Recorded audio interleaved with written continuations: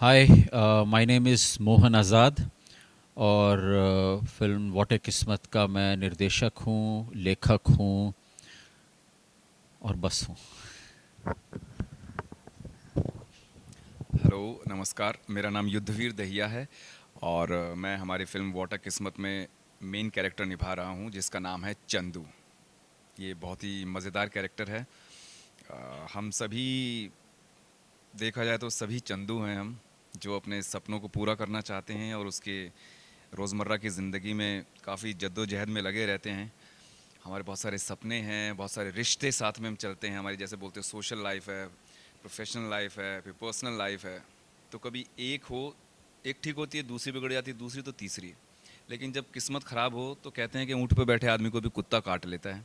तो इसमें जब आप देखेंगे कोई सी भी लाइफ ठीक नहीं चल रही है, तीनों के ही लगे पड़े हैं, तो उसमें फिर कैसे वो किस्मत पलटती है और क्या क्या चीज़ें होती हैं, वो बहुत ही मज़ेदार तरीके से दिखाया गया है। तो मैं अभी फ़िलहाल यही कहना चाहूँगा, आप लोग देखिए और इसका लुत्फ़ उठाइए। धन्यवाद।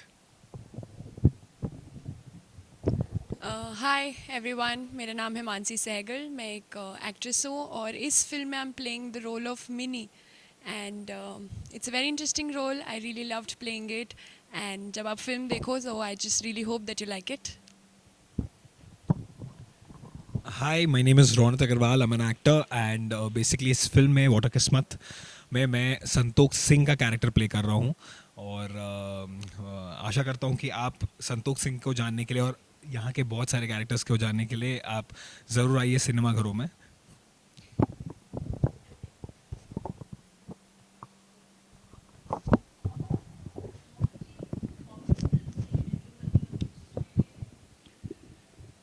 कॉमेडी हमेशा मेरा फेवरेट जॉनर रहा है। शुरू से कॉमेडी लिखते रहे हैं। लाइफ में भी कोशिश करते हैं जितना ह्यूमर रहे उतना मज़ा आता है।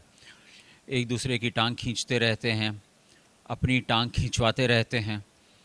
तो फिर सोचा कि व्हाट बेटर देन कॉमेडी, और ये स्क्रिप्ट थी मेरे पास 3 कॉमेडी स्क्रिप्ट्स थी। तो 3 में से एक सेलेक्ट करना था कि कौन सा करें। और बाकी जो 2 थी वो इतनी हार्ड हिटिंग है कि वो सुनाते हुए भी और सुनने वाले को भी रोना आता है। तो वी डिसाइडेड कि नहीं, कॉमेडी ही करते हैं। आज की तारीख में लोगों को कितना ना रुलाएं, वो खुद ही रो रहे हैं, हम सब के सब खुद ही रो रहे हैं। तो हंसाने का सोचा, that is why what a किस्मत।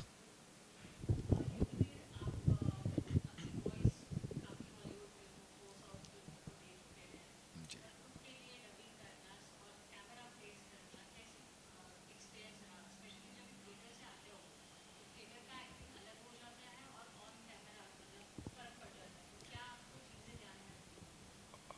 बिल्कुल सही कहा आपने कि थिएटर एक्टिंग थोड़ी सी अलग हो जाती है और कैमरे के लिए अलग हो जाता है, लेकिन मुझे लगता है शुरुआत में ये काफ़ी मुश्किल होता है किसी भी कलाकार के लिए। लेकिन मैं आज मुझे 20 वर्ष हो चुके हैं, 20 साल से मैं थिएटर कर रहा हूँ, रेडियो पे भी किया है मैंने काम, और अपना माइक के सामने तो करता ही आया हूँ।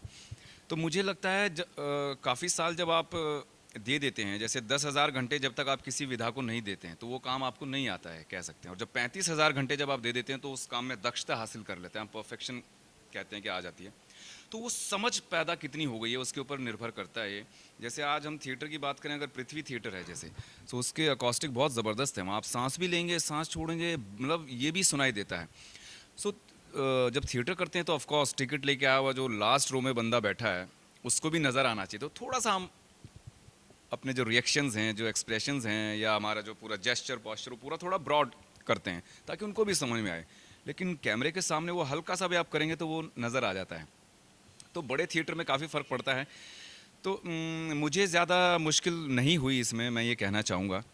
और साथ साथ हम मैं पता करता रहा सर से कि क्या फ्रेम कौन सा लगा है, तो अकॉर्डिंगली हम फिर उसके अनुसार हम रिएक्शंस देते हैं। बाकी जो एक मेन आत्मा होती है कलाकार की, वो तो वही है। देखिए, हमें इमोशंस, एक्सप्रेशंस, जो हमारा सुर है, कौन सी पिच हमें इस्तेमाल करनी है, कौन सा उसमें भाव है, तो वो मुझे लगता है सब सेम ही है। तो मेन अगर आपका जो नींव मजबूत हो जाती है, फिर वो चाहे कैमरा हो, चाहे थिएटर हो, चाहे आप माइक के सामने हो, क्योंकि वही हंसना, बोलना, रोना, गाना, चीखना, चिल्लाना, एक एक रिएक्शन देना, हर जो रोज़मर्रा की ज़िंदगी में हम आपस में हम लोग देखते हैं और ख़ुद करते हैं।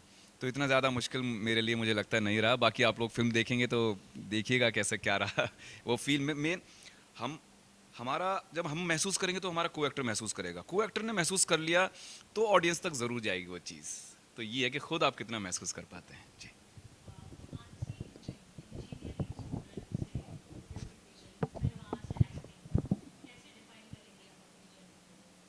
बहुत इंटरेस्टिंग जर्नी बोलूँगी मैं. It has been wonderful ride so far.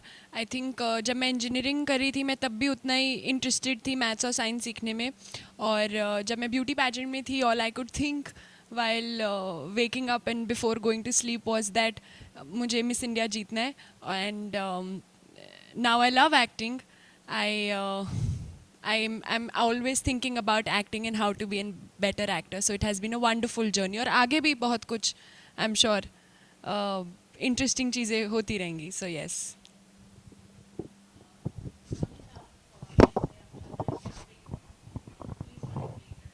Right, बिल्कुल.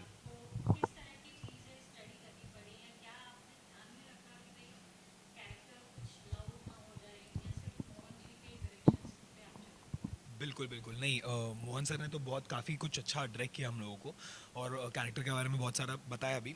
बट उससे पहले मैंने थोड़ी सी बैकग्राउंड स्टडी करी थी, और जैसे आपने कहा कि एक वर्दी पहनना मतलब एक रिस्पॉन्सिबिलिटी ले लेना. तो उस रिस्पॉन्सिबिलिटी मुझे ऐसा लगता है कि यार you have spider man, you have Superman, you have iron man, but हमारे पास वी हैव पुलिस मैन. सो वर्दी की एक अलग रिस्पॉन्सिबिलिटी और एक अलग उसकी गरिमा होती है, और उसको उसका बॉडी लैंग्वेज, उसका पोस्चर, जैसे सर ने कहा, हर चीज़ का एक लय और उसका पोस्चर होता है. तो उसके लिए तो डेफिनेटली ट्रेनिंग ली, और वो सारी चीज़ें हम लोग ने वाक़ई वर्कशॉप भी किया 2-3 दिन का. तो उसमें काफ़ी सीखने को मिला. बिल्कुल.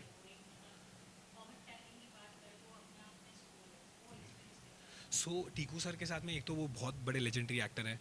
इतने काम करने के बाद, और खासकर इतना कॉमेडी फिल्में करने के बाद, उन्होंने वो हम लोगों को, मुझे याद है हम लोग सेट पे पहले रिहर्सल करते थे, उनके वैनिटी में जाके लाइनें लेना.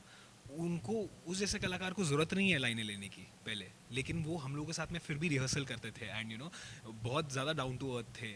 और जिस तरीके से हम लोग बातें करते थे, मानसी, मुझे याद है कई बार इनकी शायरी कॉम्पिटिशन्स चलती थी. तो बहुत साथी कलाकार से सीखने को भी बहुत कुछ मिला. सो जी, टीकू सर तो है ही ब्रिलियंट अपने आप में, उसमें उनके बारे में तो कुछ कहने की ज़रूरत ही नहीं है. तो ये है.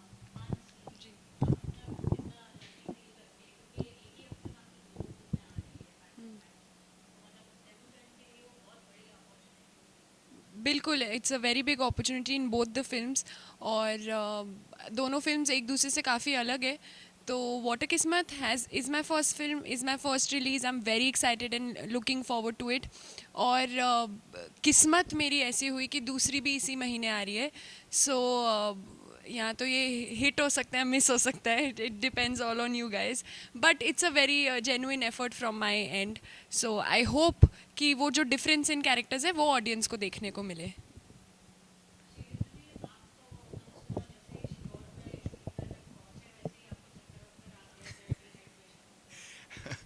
नहीं, एक्चुअली वो जब तक किसी चीज़ का, मुश्किलों का सामना जब तक नहीं करते हैं वो चीज़ नहीं समझ में आती है. तो उससे पहले हम शेर होते हैं. पर जब सीहोर की और जो गर्मी की जब बात, हम बाहर गए और आसपास, आप, मैं उस वक्त मुझे याद है मैं हाईवे पे शूट कर रहे थे हम लोग पूरा, और आसपास कोई पेड़ नहीं, कुछ नहीं, कोई छाया नहीं. और मतलब हमने कहा अरे कुछ नहीं होता, क्या होता क्या होता. लेकिन थोड़ी देर में जो भूत बनना शुरू हुआ, और मैंने कहा अरे किधर, मैं ये कह रहा कि अरे पहले कैमरा लगने दो. कैमरा मैंने कह रहा अबे भारी कैमरा है, पहले तुम पहुंचो. मैंने कहा अरे माँ कसम, मुझे ही पहुंचना पड़ेगा पहले. अब मैं पहुंच तो गया, लेकिन वहां से जो मैं कैसे पहुंचा हूँ वैनिटी तक, तो बोले रे कहाँ गया हीरो, कहाँ गया हीरो, कहाँ गया हीरो, का वहाँ भैया भूत बना पड़ा वहाँ तो. तो मैंने कहा सर प्लीज़ सर, कल से छतरी दे दो, एक छतरी. तो फिर अगले दिन से भाई छतरी एक रही. तो फिर थोड़ा सा लगा, लेकिन वाकई वो पूरा उस वक्त कितना, मेरे ख्याल से 45 टेम्परेचर, मतलब शूट करना, और फिर अपने वैसी ही टेंशन दिमाग में लाइनों की, और ये को एक्टर, और ये तो बिल्कुल मैं नहीं बर्दाश्त कर पाया वो.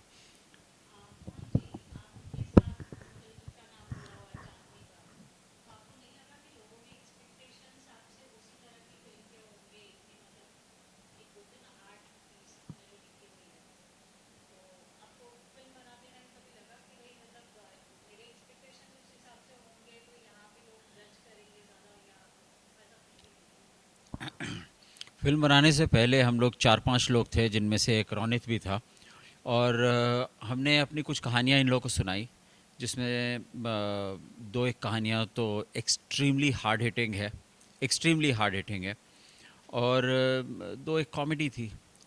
तो हाँ, मिक्स्ड रिस्पांस था कि नहीं, आपके साथ चांदनी वार का नाम जुड़ा है तो you should do a hard hitting only. And I think that motivated me कि हाँ चलो ठीक है यार, कम से कम ये तो डिसाइड कर लिया कि हार्ड हिटिंग नहीं करना है। हाँ, अदरवाइज़ क्या है कि अब नहीं, ये वैसे ही करता। और हमको शुरू से शिकायत रही है, for example Tiku Talsania, he is such a fine actor, such a fine actor, लेकिन उनको जब भी कोई रोल देता है तो बस वही ई वाले रोल देते हैं उनको, वैसे ही उनसे कॉमेडी करवाते हैं। तो जैसे ही मेरे पास ये रोल आया जिसमें कि नेगेटिव शेड था, तो because I know Tiku and he is such a good actor, मैंने कहा तो उससे बेहतर कौन काम कर सकता है। आई मीन, पुरानी फिल्में हमने बहुत सारी देखी हैं, और एक समय था कि घरों में बच्चों का नाम ना कुछ भी रख लें, प्राण नहीं रखते थे, क्योंकि प्राण साहब इतने खतरनाक विलन माने जाते थे, इतनी कमाल की एक्टिंग करते थे कि लोगों को लगता था कि ये सच में बुरा इंसान है। एंड फिर उनको एक फेस चेंज दिया मनोज कुमार साहब ने उपकार में। And we all know how fantastically brilliantly he did. तो ये जो इमेज जो टाइपकास्ट होता है ना, ये बेसिकली हम लोग खुद बना करके रखते हैं अपने दिमाग में, ऐसा कुछ नहीं होता है। I wanted to do a comedy, by the grace of God मेरे पास एक अच्छी कॉमेडी स्क्रिप्ट थी, अच्छे एक्टर्स मिल गए, फिल्म बन गई। देख लीजिए, मज़ा आएगा। आई ट्रस्ट मी, मज़ा आएगा सच में।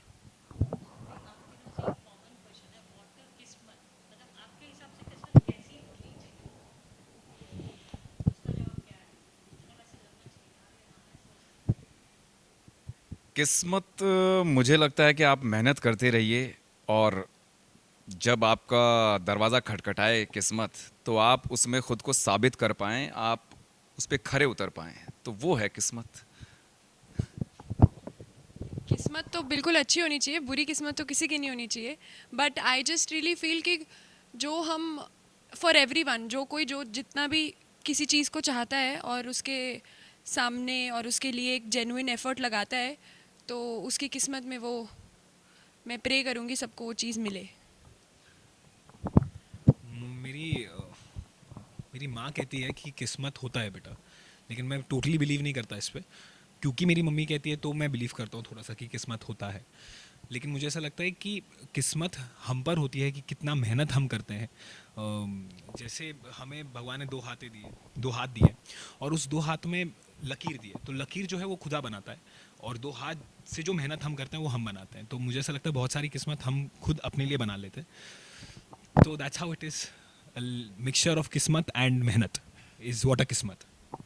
बिल्कुल। और जो सिर्फ किस्मत पर टिके रहते हैं, उसकी उसकी बाट में, उसके इंतज़ार में लगे रहते हैं, तो दोस्तों ये ध्यान रखिए कि हो सकता है आपकी किस्मत में ये लिखा हो कि मेहनत करने से ही मिलेगा, है ना। तो क्या पता यही लिखा हो कि जब ट्राई करोगे तभी मिलेगा। किस्मत में तो भाई ये भी लिखा हो सकता है ना।